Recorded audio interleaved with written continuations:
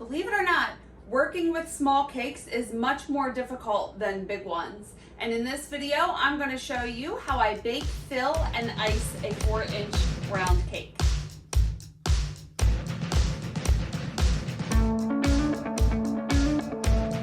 Hi guys, it's Karolyn. I'm back with another video, and if you're new to the channel, welcome. I am a professional cake decorator just outside of Philly. I've been decorating cakes since 2002. And on this channel, I give you my tips and tricks and ways that I bake and decorate cakes to help you along your journey. So if you want to join the family, hit the subscribe button and the bell notification so you can get notified whenever I release a new video. So like I said, icing and making tiny cakes is really difficult. And a lot of times, especially now with COVID and everything, a lot of people are getting smaller cakes. And I want to show you the technique that I use when I work with smaller cakes. It's a little more difficult because they tend to shift around if you don't secure them enough when you're working with them. So if you want to see my technique, then just keep on watching. So preheat the oven to 350 and then we will continue. Usually when I make cakes, I bake in 2-inch high pans. But when I make a 4-inch cake, I bake it in a 3-inch high pan. So before I fill my pans, I wipe the inside with some pan grease. So I have a little pastry brush here, dip it in the pan grease. I can link my recipe for this below. And you just want a thin coat of the pan grease all the way on the bottom and up the sides. Now these 3-inch high, 4-inch round, they're 4x3 pans, I fill a little more than halfway, so still about 2/3 full.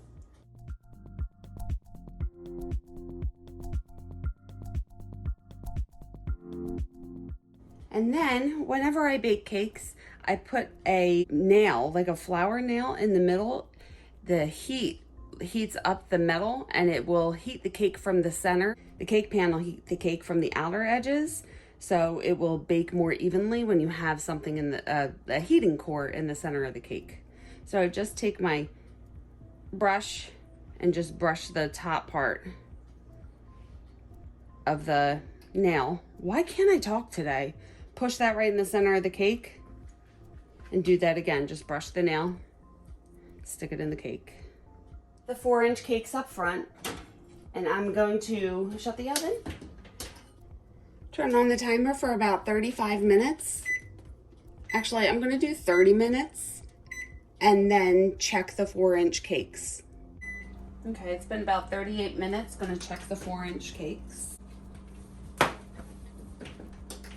The toothpick came out clean on this one, so this one's done. The other one, it stuck to the toothpick just a little bit. It just needs about another minute before I take it out. Now I have an 18-inch wide roll of plastic wrap here, food safe plastic wrap. I'm going to take the cakes, they've been sitting for about 2 minutes, and then flip them over. And they're 4-inch cakes. I usually store them together. Just make sure you separate them so they're not touching.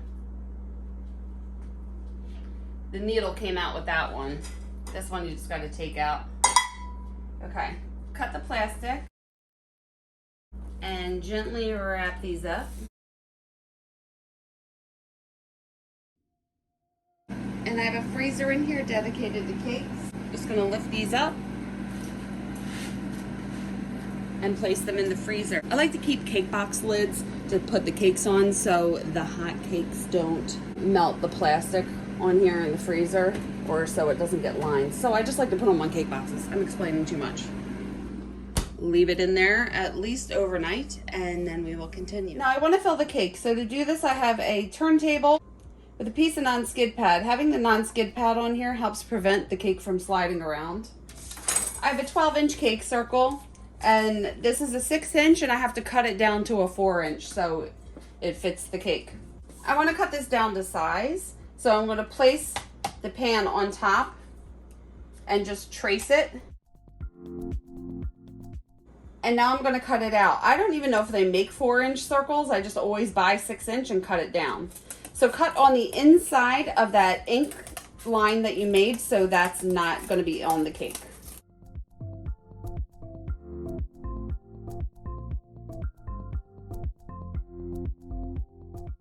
Now you have your 4-inch circle. This is a grease-proof board. I like to use the grease-proof boards.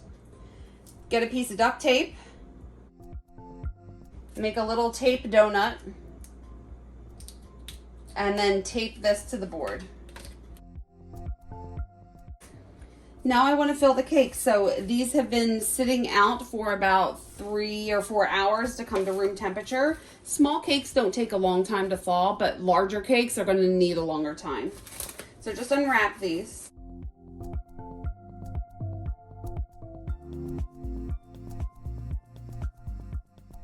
And I want to cut the tops off.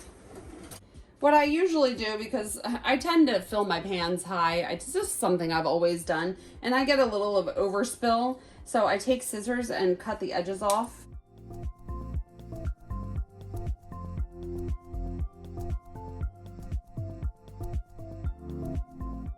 And then I have this. This is so old. This is like the first cake leveler that Wilton ever made, but it has these little notches here. And you can move this wire up and down. You just have to count on what notch that you want it on. So on a 4-inch cake, I put it from the second to the top notch. And I'm just going to level off the tops of the cakes. Just sawing through them. Sawing through back and forth. You want to saw rather than push because you don't want to mess up the cake. You can save these tops. You can make cake balls with them and crumble this up and mix it with icing. I make so much cake. Sue me. I waste it, all right? I throw it away. That way I don't eat it and it's gone. So you can do whatever you want with the extras. Now before I fill these, I just want to spray a little simple syrup on here. I have it in a little squirt bottle. Simple syrup is just a 1-to-1 ratio of sugar and water. So 1 cup of sugar and 1 cup of water, bring it to a boil, let it cool, and then put it in a bottle. And I just lightly spray both sides.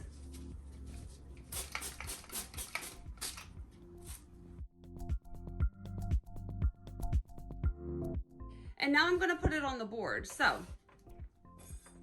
since this is so small, I find that for 6 inches and under, I need to use chocolate to adhere the cake to the cake board. If I just use icing, it's going to slide around as I ice the cake. So I have some candy melts in here that I put in the microwave and melted. And I'm just going to take a little bit on a spatula and spread it on the cake board.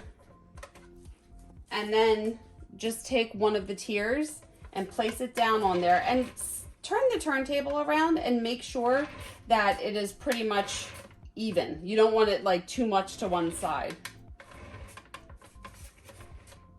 And then I'm just going to let that sit for about 2 or 3 minutes to let the chocolate set so the cake won't move around as I'm filling it. Now with the red velvet cake, cream cheese icing goes really well with it. I did make a video on how I make my cream cheese icing. It is so delicious, so good. And I don't even love cream cheese, and I love this cream cheese icing. And I can link this below. So I'm just going to take a little bit of icing. Now, a lot of people pipe a dam and then fill it. And I found that when I did that, I really still had to deal with bulge issues. And it just didn't work for me. So this works for me, and this is the way that I do it. You can pipe an icing dam around if you want with stiffened icing, but it just takes a lot of time for me to do. So I do it this way. Take some cream cheese icing on your spatula and spread it on all the way to the edges.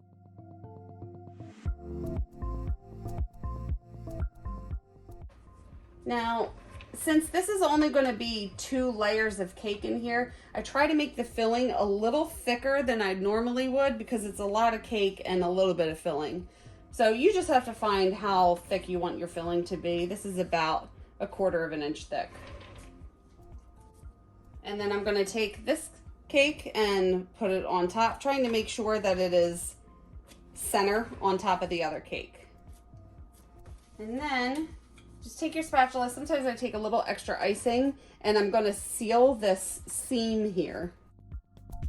See why the chocolate has to dry? Because if the chocolate was still didn't set yet, I'd be pushing this cake all over the cake board. And normally I would just use that same piece of plastic to cover this cake, but there was so much red velvet cake sticking to it, I just got another piece of plastic. And just wrap it around, so I cover the top, wrap it around the bottom. Make sure that no cake or no air is able to get in. So you just really wrap it and make sure the whole thing is protected by the plastic. And now I'm going to set this aside, usually overnight, because I fill my cakes one day and then ice the other day. But you want to make sure that it is at least a couple hours so the layers have time to settle.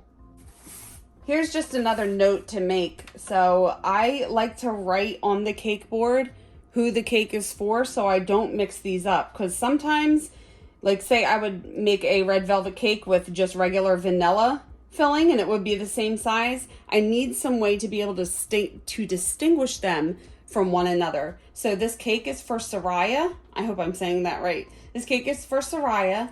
So I wrote her name on the board so I know when I go to stack the cake, I can put the right cakes together. Okay, the next step is to do just a quick little crumb coat.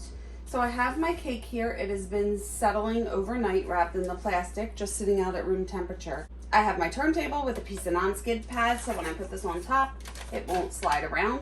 I have a pot of water that is almost boiling, but it's very hot, so I can smooth out the buttercream. I have a bowl of my American buttercream icing. I can link the video where I show you how I make this below. I have a spatula, a bench scraper that sits flat against the board. Some bench scrapers have handles that stick out underneath. You don't want that. You want one that's flat. And a folded up paper towel. Take the plastic off of the cake. Now you can tell this settled because you can see some of the filling bulging out a little bit in the middle. Just dip my spatula in the hot water and remove some of that extra icing. Now I'm just going to do a thin crumb coat. So when working with small cakes, you have to be careful because if you press too hard, you can knock it over.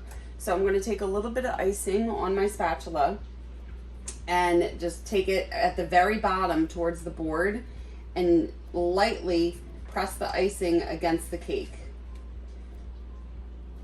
So when you're doing this, you want to make sure that you're not leaving any air bubbles, like air pockets behind the icing, that you're really pressing it down because you don't want an air pocket to form in your icing.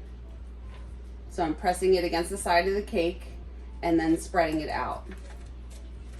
So I kind of like to do this in layers. So you can see I did the bottom going the whole way around, and then I'm going to go up a little bit and do the same thing the whole way around. Now this is a crumb coat, so you may get some crumbs showing through, and that's okay.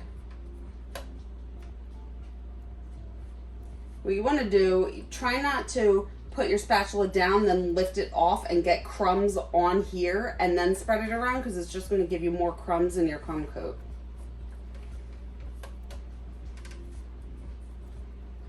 And now I did that middle section, now I'm going to do the top section. Same way. Now as you get to the top of the cake, it wobbles a little more, right? So you just have to be careful, really light pressure, but still, like, you don't want the icing to be too stiff because you're not going to be able to spread it. So it has to be a consistency where it's easily spreadable. And I'm just carefully pressing it against the cake. Now I like to do one more row and let the icing stick up over the top of the cake.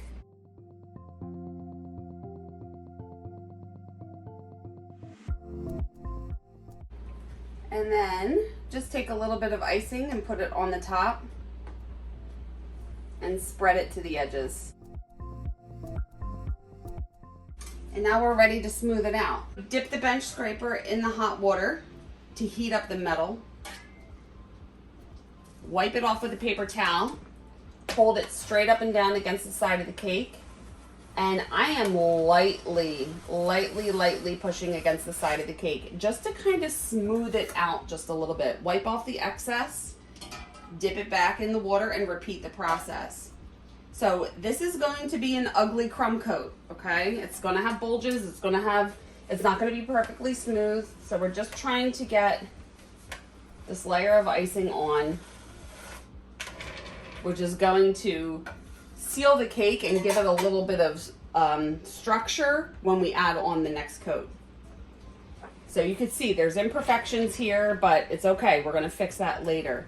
And then I'm just gonna dip my spatula in the hot water and just try to get down eye level and push back the part of the icing that is sticking over the cake, just to get a level edge. Dipping it back in the water and repeating the process the whole way around. It does not have to be perfect. We're just getting a layer of icing onto the cake so it's easier to ice later.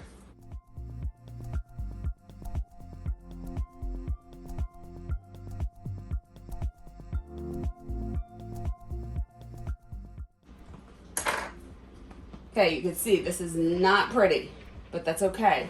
So we're gonna put this in the refrigerator for at least, I would say 2 hours, so the butter can solidify, the butter and the icing can solidify, and it'll be easier to ice. Okay, now I just took this out of the refrigerator. The icing is solid, and I can continue. Just a note, if it's really hot out and there starts to form condensation on the sides, this is going to be difficult. Right now it's almost December in Philadelphia area and it's cool, and I'm not going to have any issues with condensation. But if you bring this from the fridge to a warm room, you have to do this process very quickly before any condensation would form on the side. So to do this process, I still have my pot of really hot water. I have a spatula, my buttercream. Right here I have a Viva paper towel where there's like no print on it, and I like to cut it so it's not too high, so when I rub it against the cake it's not going to fall over. And then a couple paper towels folded up, my bench scraper, and a fondant smoother. So now that this is stiff, I'm going to put on another thin layer of buttercream, and because the icing is solid, it's going to hold up much better to pressure. So I'm just doing the same thing as I did before, taking a little bit of icing, pressing it against the side of the cake, and spreading it around.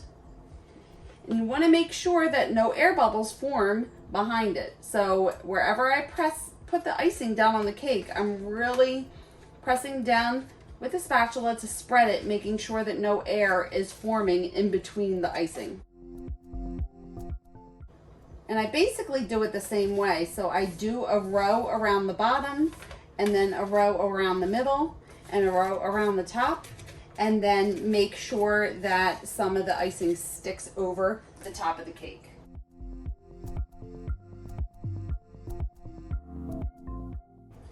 You also want to pay attention and make sure that you're not making the icing too thick.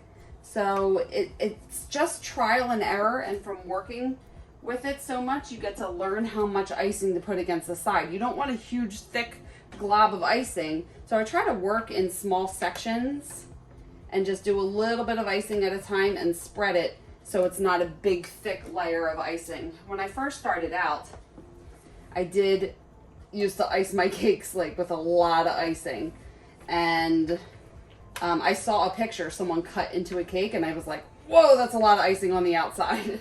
So I'm a little more mindful about it now. Now the icing is sticking out from the top. I'm just going to take a little more in the center and just kind of spread that to the edges. Doesn't have to be perfect. Now what I like to do is just take my spatula and just get a little bit of the icing off of the top. It's just going to be a little easier to push back when it's not sticking over the top of the cake as high.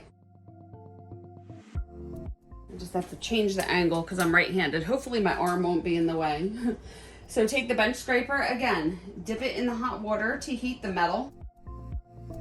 Wipe it off with a paper towel, hold it straight up and down, and then start to smooth it out. So there's a tendency, and then scrape this off, and then repeat the process. There's a tendency to sometimes hold the bench scraper out or in, so you won't have a perfect line up and down. So you really have to get in front of it and look and make sure that you're holding it straight up and down so you have straight sides to the cake. Sorry if my head's in the way.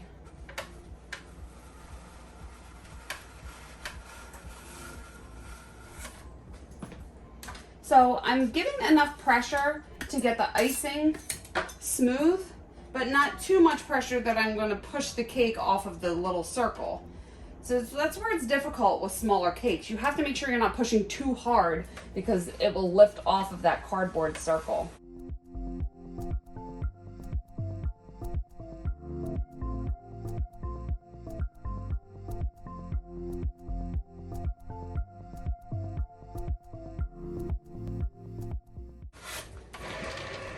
And that looks pretty good. So for the next step, I'm going to take my Viva paper towel. If you look really close, there's one side that kind of has like a little bit of a wavy pattern and another side that kind of has like a dot pattern to it. It's very subtle. But I don't like to use the side with the dots because I feel like that transfers onto the cake. So I try to use like the wavy pattern. Put it against the side of the cake. And you're just going to take your fingers and rub up and down. And this is going to remove any lines or imperfections that the bench scraper left in the icing.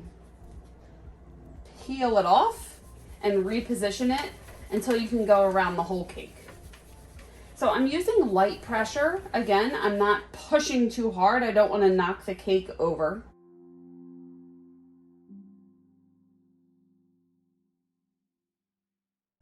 Now I'm going to take my fondant smoother. I'll link this below. I'll link everything below. Place the paper towel against the cake, fondant smoother against the cake, holding it straight up and down again, not in or not out.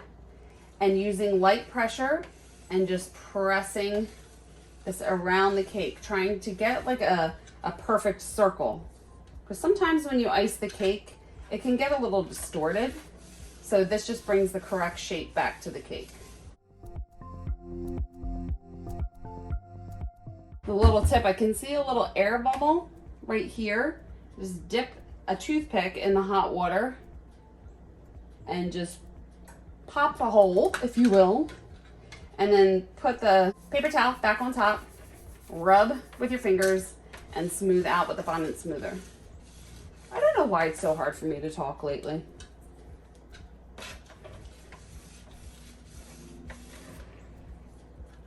And that looks good. Now I'm going to make the top part even. So what I like to do, I like to use this Atico spatula because there's nothing sticking down. If I use this Wilton spatula and I push back, this little nubbin down here will mess up the icing. So I like that this Atico one doesn't have that. Have a paper towel handy. And what I like to do is get even with the cake. And I can see how this goes down a little bit in the center, right? So I want to take my spatula, I'm going to dip it in the water to get the metal hot, wipe it off, and then try to find a spot where I can start to press the icing back to try to start to get an even top edge. So now the tricky part to this is I'm using this line as a guide. So I'm starting this part of the spatula on the line that I just made, holding it. That's why I'm sitting level. I'm trying to hold it perfectly straight. I'm starting to push straight back and then I tilt it down and press the icing down and lift up. It's trial and error with this. It does take a little practice to get this right. But as long as you're sitting level with the cake, you can see that you're making the top even.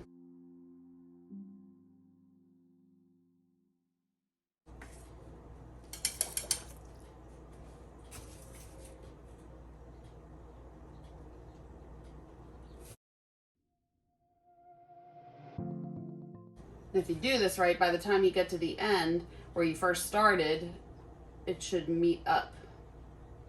So it's a little off, you can see here. But now, before I do the final smoothing process, I want to let this sit out just on a countertop for about 10 minutes so the icing can crust, and then I am going to finish the smoothing process.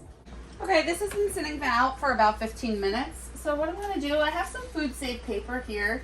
I just cut it into little squares. I'm going to take my fondant smoother and use the paper against the side of the cake like I did with the Viva paper towel. And this is just going to remove any of the impressions that the Viva paper towel left in the icing. So I'm holding this straight up and down against the side of the cake. I'm just going to show you left-handed what I'm doing, but I have to do it right-handed. And lightly pressing it against the side of the cake. And just go the whole way around until you remove all of the marks that the towel made. Sit down level with the cake again, and you can see the top line is like messed up. So we're just going to make it perfect and pretty. So what I like to do, dip this in the water to make it hot, wipe it off, find the lowest spot to start from, which is right here, and just hold it even and press it back, and just really refine this top line the whole way around. So keep dipping the spatula in the water and refine the top line.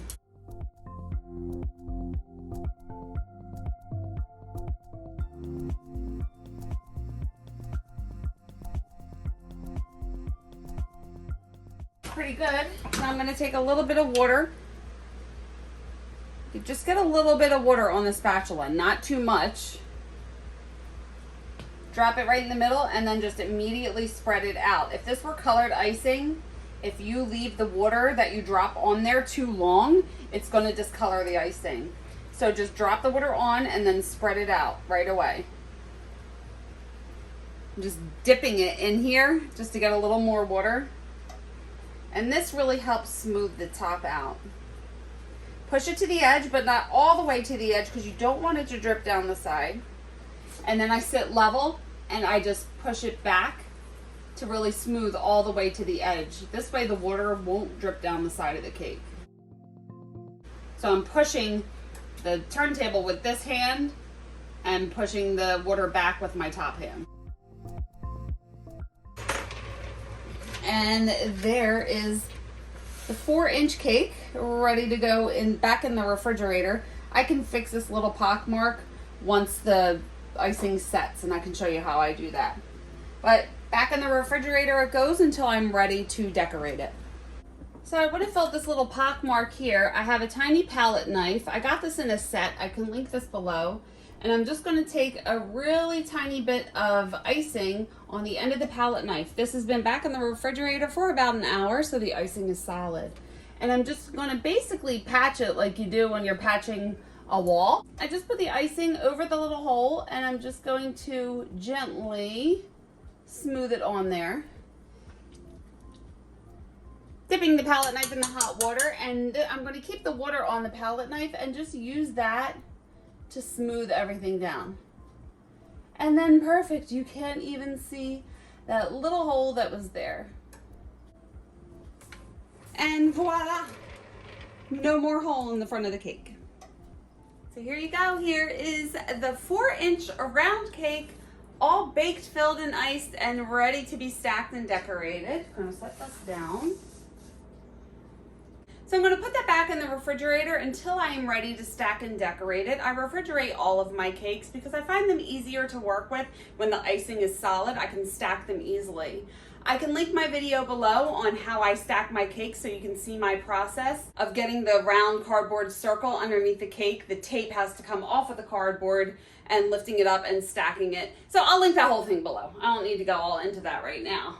So I think that's it for now. If you have any questions, leave them below. I will get back to you as soon as I can. I try to answer my YouTube comments once a day in the morning before I start working. And please like this video if you liked it. It really helps out my channel. Hit the subscribe button if you haven't already and you want to see more videos like this. And you can follow me on social media. I am on Facebook and Instagram, and I have my website. I will link all of that below. Thank you so much for watching the video, and I will see you on the next one. Bye.